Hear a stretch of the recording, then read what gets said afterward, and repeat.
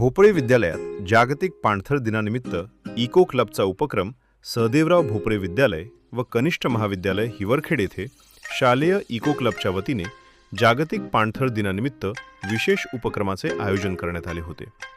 या उपक्रमांतर्गत निसर्ग कट्टा या उपक्रमाचे संस्थापक अमोल सावंत यांनी तयार केलेल्या माहितीपूर्ण पीपीटीचे सादरीकरण करण्यात आले। या सादरीकरणातून पाणथळ क्षेत्रांचे महत्त्व, पर्यावरणातील भूमिका, जैवविविधतेचे संरक्षण तसेच जलसंवर्धन याबाबत इको क्लबच्या विद्यार्थी सदस्यांना सविस्तर माहिती देण्यात आली। यावेळी विद्यालयाचे प्राचार्य संतोष कुमार राऊत यांनी विद्यार्थ्यांना मार्गदर्शन करत पाणथळ क्षेत्रांचे संवर्धन करणे ही काळाची गरज असल्याचे सांगितले। तसेच पर्यावरण संरक्षणासाठी प्रत्येकाने जबाबदार भूमिका घ्यावी असे आवाहन त्यांनी केले।